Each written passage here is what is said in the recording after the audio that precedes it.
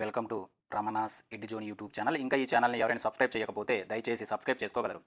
ఈ వీడియోలో EO grade 3కి సంబంధించి పేపర్ 2లో భాగంగా మనకు ఏడవ చాప్టర్ పేపర్ 2లో భాగంగా మనకు ఏడవ చాప్టర్ ఏముంది, మనకు వేద సంస్కృతి గురించి ఇవ్వడం జరిగింది. అయితే ఇక్కడ మన సిలబస్ కనుక గమనిస్తే ఇక్కడ ఏమి ఇచ్చినట్టు మనకు వేద సంస్కృతిలో బేసిక్స్ నేర్చుకోవాలి. ముఖ్యంగా మనకి ఏమి ఇచ్చినట్టు మనకు వేదాలు, నెక్స్ట్ వచ్చేసరికి ఉపవేదాలు, అదేవిధంగా మనకు ఉపనిషత్తులు,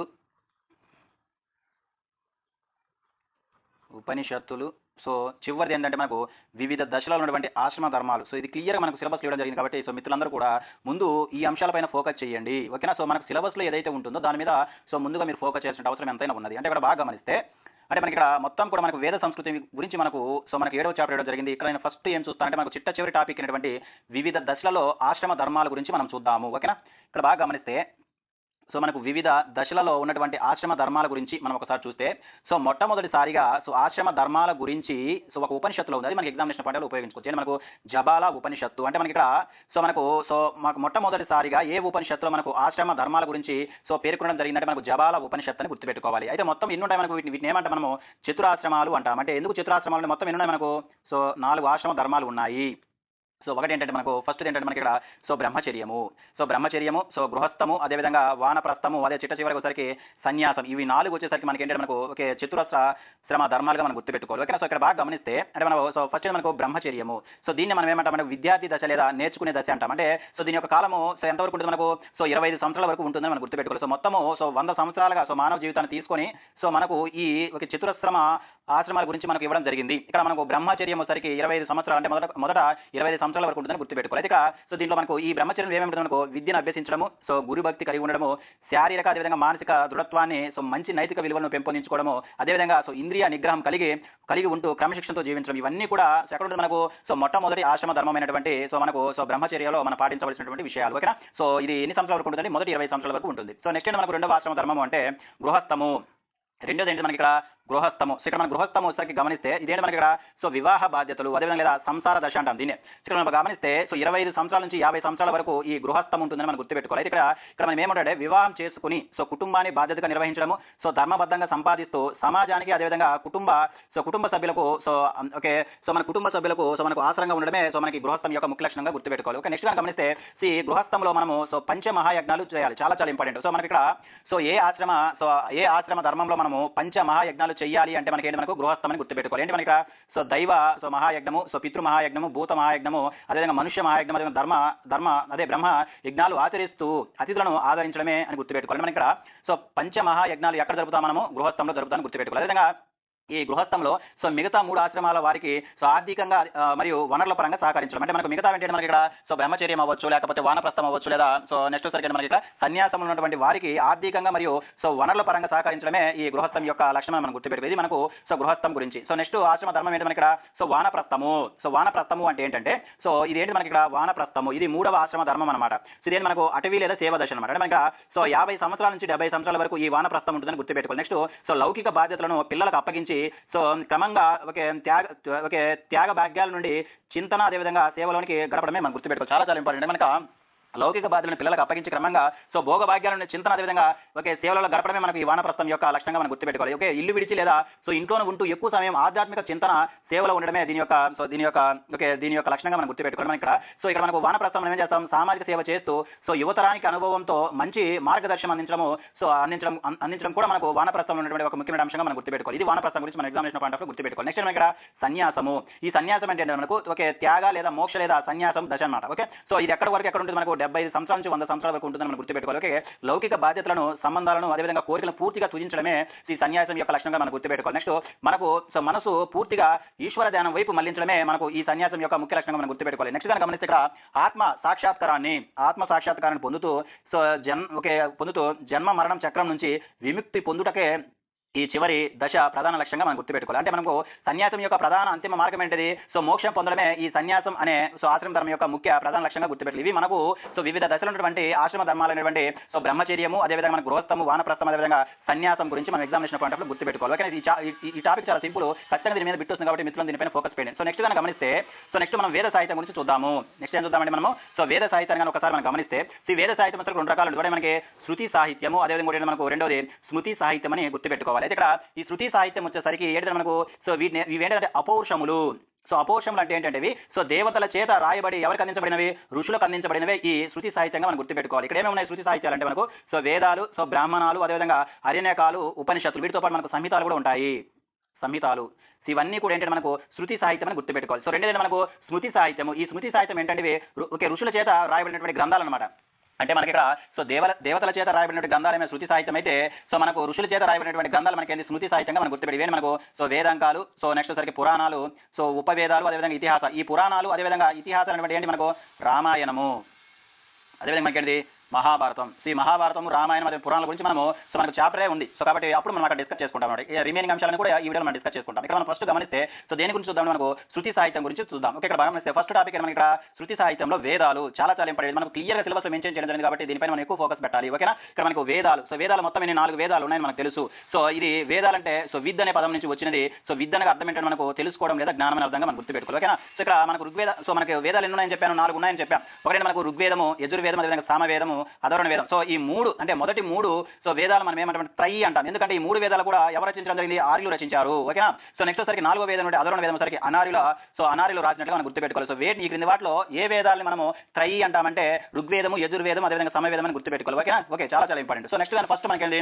ఋగ్వేదం గురించి మనం చూద్దాం. ఇక్కడ మనం ఋగ్వేదం కానీ బాగా గమనిస్తే, మొట్టమొదటి వేదమైన ఋగ్వేదం గమనిస్తే ఇది మొదటి గ్రంథం. అదేవిధంగా మనకు వచ్చేసరికి ఈ ఋగ్వేదం నుండి శ్లోకాలను ఉచ్చరించే వారిని ఏమంటారు? మనకు హోత్రి అంటాం. చాలా ఇంపార్టెంట్. ఓకేనా? ఒక్కొక్క వేదంలో ఆ శ్లోకాలు లేదా మంత్రాలను ఉచ్చరించే వాళ్ళకి ఒక్కొక్క పేరు ఉంటుంది. అది మనకి ఎగ్జామినేషన్ పాయింట్ ఆఫ్ లో చక్కగా ఉపయోగించుకోవచ్చు. ఓకేనా? అంటే మనకు ఋగ్వేదం ఉన్నటువంటి శ్లోకాలను ఉచ్చరించే వారిని మనం ఏమంటాం? హోత్రి అంటాము. నెక్స్ట్ కనుక గమనిస్తే ఈ ఋగ్వేదం సంకలనం చేసిన వారు ఎవరు? మనకు పైలప్పుడు మనం గుర్తుపెట్టుకోవాలి. ఓకేనా? నెక్స్ట్ కనుక గమనిస్తే ఈ ఋగ్వేదం యొక్క కాలం ఎంతవరకు ఉంది? క్రీస్తు పూర్వము 1500 సంవత్సరాల నుంచి 1000 సంవత్సరాల వరకు ఉంటున్నట్లుగా మనం గుర్తుపెట్టాలి. నెక్స్ట్ ఈ ఋగ్వేదాన్ని మొట్టమొదటిసారిగా ముద్రణ పత్రంగా ప్రతిగా తీసుకొచ్చిన వ్యక్తి మనకు మ్యాక్స్ ముల్లర్. ఎవరండి? మనకు ఈ మ్యాక్స్ ముల్లర్ వచ్చేసరికి ఈ ఋగ్వేదం బుక్ రూపంలో తీసుకొచ్చిన వ్యక్తిగా మనం గుర్తుపెట్టుకోవాలి. నెక్స్ట్ కనుక గమనిస్తే ఈ ఋగ్వేదంలో మనకు కొన్ని మండలాలు, అంటే మనకి ఎలా ఉంటుంది ఋగ్వేదం వచ్చి కొన్ని మండలాలుగా ఆ మండలాల శ్లోకాలు ఉంటాయి అనమాట. అంటే మొత్తం ఋగ్వేదం ఎన్ని మండలాలు, ఎన్ని శ్లోకాలు ఉంటాయంటే మనకు మొత్తం 10 మండలాలు ఉంటాయి. అదేవిధంగా 1028 శ్లోకాలు ఉంటాయి మనం గుర్తుపెట్టుకోవాలి. అదేవిధంగా ఈ మంత్రాలు శ్లోకాలు పేర్లు ఏమంటాం? మనకు రుక్కులు అంటాం. అంటే మనకు ఋగ్వేదంలో ఉన్నటువంటి శ్లోకాలను లేదా మంత్రాలను ఏమని పిలుస్తారు? మనకు రుక్కులు అంటామని మనం గుర్తుపెట్టుకోవాలి. అదే మనకు ఈ ఋగ్వేదంలో అత్యంత ప్రధాన దేవుడు ఎవరు? మనకు ఇంద్రుడు. ఈయన గురించి మనకు ఋగ్వేదంలో 250 శ్లోకాల గురించి ఉన్నట్లుగా మనం గుర్తుపెట్టుకోవాలి. నెక్స్ట్ మనకు అగ్నిదేవుడు. ఈ అగ్నిదేవుడు గురించి ఋగ్వేదంలో ఎన్ని శ్లోకాల గురించి మనకు ప్రస్తావన ఉంది? మనకు 200 శ్లోకాల గురించి మనకు ప్రస్తావన ఉన్నట్లుగా మనం గుర్తుపెట్టుకోవాలి. నెక్స్ట్ మనకు ఈ ఋగ్వేదంలో ఓం అనే పదము దాదాపుగా 10-28 సార్లు ఉపయోగించారు. మనకు ఋగ్వేదంలో ఉపయోగించినటువంటి ఎక్కువ సార్లు ఉపయోగించినటువంటి పదం ఏంటంటే మనకు ఓం అని గుర్తుపెట్టుకోవాలి. అదే మనకు ఋగ్వేదంలో ప్రస్తావించబడిన ప్రధాన దేవుడు అంటే మనకి ఇంద్రుడు. ఆ తర్వాత మనకు అగ్నిదేవుడు మన ఎగ్జామినేషన్ పాయింట్ ఆఫ్ లో గుర్తుపెట్టుకోవాలి. నెక్స్ట్ సరికి ఈ ఋగ్వేదంలో ప్రస్తావించబడినటువంటి నదుల సంఖ్య అంతా మనకు 21 అంట. అంటే మనకు ఋగ్వేదంలో ప్రస్తావించబడినటువంటి నదుల సంఖ్య అంతా మనకు 21గా మనం గుర్తుపెట్టుకోవాలి. అయితే ఇలా ప్రస్తావించబడినటువంటి 21 నదులలో పవిత్రమైనది మనకు సరస్వతి నదిగా, అదేవిధంగా ఎక్కువ సార్లు ప్రస్తావించిన నది అంటే మనకు సింధు నదిగా మనం గుర్తుపెట్టుకోవాలి. ఓకేనా? నెక్స్ట్ పాయింట్ గమనిస్తే ఇప్పుడు మనం చెప్పుకున్న ఋగ్వేదంలో మొత్తం ఎన్ని మండలాలు ఉంటాయి చెప్పాను?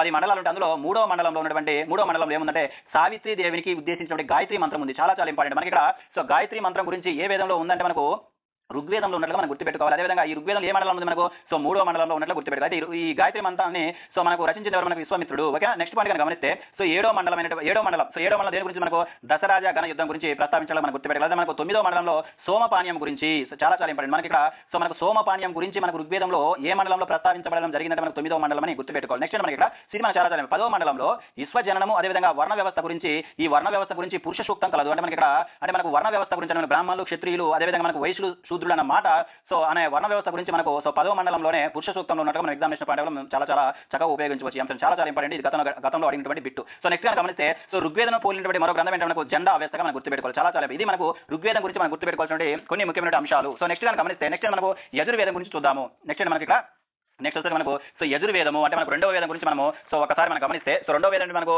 సో యజుర్వేదము సో యజుర్వేదాన్ని గమనిస్తే సో యజ్ అనగా చూడండి ఇక్కడ సో యజుర్వేదాన్ని గమనిస్తే ఇక్కడ యజ్జు అనగా ఏంటి మనకు సో ఆరాధించడం లేదా పూజించడం అని అర్థము ఓకేనా సో సో ఈ యజుర్వేదాన్ని సంకలనం చేసిన వ్యక్తి ఎవరు మనకు వైశంపాయనుడు అంటే మనకి ఇక్కడ బాగా గమనిస్తే సో పైలవుడు వచ్చేసరికి మనకు ఋగ్వేదాన్ని సో ఓకే సంకలనం చేస్తే మనకు వైశంపాయనుడు వచ్చేసరికి యజుర్వేదాన్ని సంకలనం చేసిన వ్యక్తిగా మనం గుర్తుపెట్టుకోవాలి నెక్స్ట్ సో ఈ యజుర్వేదం దేని గురించి మనకు తెలియజేస్తుంది మనకు సో యజ్ఞయాగాలు అదేవిధంగా కర్మకాండాల గురించి మనకు తెలియజేస్తుంది మనకి ఇక్కడ యజ్ఞయాగాలు అదేవిధంగా కర్మకాండాల గురించి తెలియజేసినటువంటి వేదం ఏంటంటే మనకు యజుర్వేదము అయితే ఇక్కడ మనకు యజుర్వేదం రెండు రకాలుగా విధించారు ఒకటి మనకు శుక్ల యజుర్వేదము రెండోది ఏంటి మనకు కృష్ణ యజుర్వేదం అని గుర్తుపెట్టుకోవాలి ఇక్కడ మనకు ఈ శుక్ల యజుర్వేదం వరకు సో పద్య రూపంలో ఉంటే ఇక్కడ కృష్ణ యజుర్వేదం వరకు గద్య రూపంలో ఉంటుందని గుర్తుపెట్టుకోవాలి ఇదా అదేవిధంగా మనకు ఈ శుక్ల యజుర్వేదానికి మరొక పేరు మనకు వాజిపనేయ సంహిత అదేవిధంగా మనకి ఇక్కడ కృష్ణ యజుర్వేదానికి ఒకసారికి తైతరీయ సంహిత అంటారు మనం గుర్తుపెట్టుకోవాలి చాలా చాలా ఇంపార్టెంట్ సో నెక్స్ట్ కనుక గమనిస్తే యజుర్వేదము సో యజుర్వేదాన్ని పఠించే వారిని ఏమంటాం మనము అధ్వర్యువు అంటాం ఇది చాలా చాలా ఇంపార్టెంట్ సో ఇందాక మనము సో ఋగ్వేదంలో సో ఋగ్వేద మంత్రాలను లేదా సో శ్లోకాలను ఉచ్చరించే వారిని ఏం చెప్పుకున్నాం హోత్రి అంటాం అదే మనకి ఇక్కడ యజుర్వేదంలో ఉన్నటువంటి మంత్రాలను పఠించే వారిని మనం ఏమంటామంటే అధ్వర్యువు అంటామని గుర్తుపెట్టుకోవాలి అదేవిధంగా సో ఇక్కడ మనకి యజుర్వేదం ఉన్నటువంటి మంత్రాలు ఏమంటాం మనము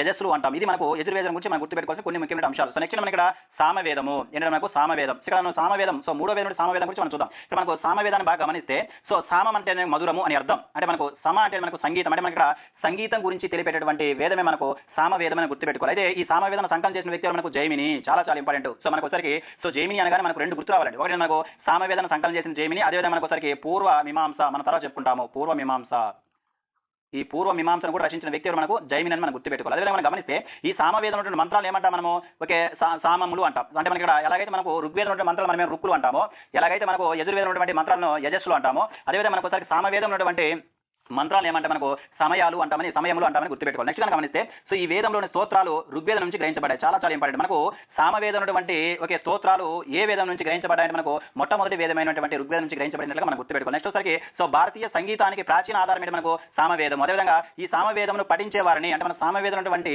శ్లోకాలను ఒకే మంత్రాలను పఠించే వారిని మనం ఉద్గాత్రి అంటాము సో ఉద్గాత్రి అంటామని గుర్తుపెట్టుకోవాలి నెక్స్ట్ కనుక గమనిస్తే ఈ సామవేదాన్ని ఇంగ్లీష్లోకి అనువాదించిన వ్యక్తి ఉన్నారు ఎవరు మనకు సో రాల్ఫ్ గిఫ్రీత్ చాలా చాలా ఇంపార్టెంట్ మనకు సామవేదాన్ని సో ఇంగ్లీష్లో అనువాదించిన వ్యక్తి మనకు సో రాల్ఫ్ గిఫ్రీత్ అని గుర్తుపెట్టుకోవాలి నెక్స్ట్ కనుక గమనిస్తే చరిత్రకారులకు ఏ మాత్రం కూడా ఉపయోగపడినటువంటి వేదం ఏంటి మనకు సో సామవేదం ఎందుకంటే మనకు సామవేదము కేవలం దేని గురించి మనకు సో మన సంగీత గురించి మాత్రమే ఉంటుంది కాబట్టి సో ఈ వేదము చరిత్రకారులకు ఏ విధంగా ఉపయోగపడుతుందో మనం గుర్తుపెట్టుకోవాలి ఇది మనకు సామవేదానికి మనం గుర్తుపెట్టుకోవాల్సినటువంటి ముఖ్యమైన అంశాలు ఓకే సో నెక్స్ట్ వేదమైనటువంటి చివరి సో వేదం అంటే మనకు అధర్వణ వేదం గురించి మనం ఎగ్జామినేషన్ పాయింట్ చర్చించుకుందాము ఇక్కడ అధర్వణ వేదము ఏంటంటే మనకి ఇక్కడ సో అధర్వణ వేదం ఈ అధర్వణ వేదం గమనిస్తే ఇది అనార్యుల గ్రంథం ఇప్పుడే మనం చెప్పుకున్నాము సో మనకు ఋగ్వేదము అదేవిధంగా సో మనకు ఒకసారి యజుర్వేదము అదేవిధంగా సామవేదం కలిపి మనం ఏమంటాం త్రయీ అంటాం ఎందుకంటే ఈ మూడు వేదాలు రచించింది ఎవరు మనకు సో ఆర్యులు అనమాట కాకపోతే మనకు చివరి వేదమైనటువంటి అధర్వణ వేదం మనకు సో ఎవరి చేత రచించబడింది మనకు అనార్యుల చేత రచించబడిన గ్రంథం సో దీన్ని మనకు ఒక పేరు అంటే బ్రహ్మవేదం అంటారు బ్రహ్మవేదం అన్న అధర్వణ వేదం అన్న ఒకటే గుర్తుపెట్టుకోవాలి ఈ అధర్వణ వేదం ఉన్నటువంటి మంత్రాలు మనం ఏమంటాము అంగీరసులు అంటాము అంగీరసులు ఓకే సో నెక్స్ట్ సో ఈ అధర్వణ వేదం యొక్క మంత్రాలను సో పఠించే వారిని ఏమంటాం మనకు బ్రాహ్మణ అంటామని గుర్తుపెట్టుకోవాలి ఓకేనా సో హోత్రిని గుర్తుపెట్టుకోవాలి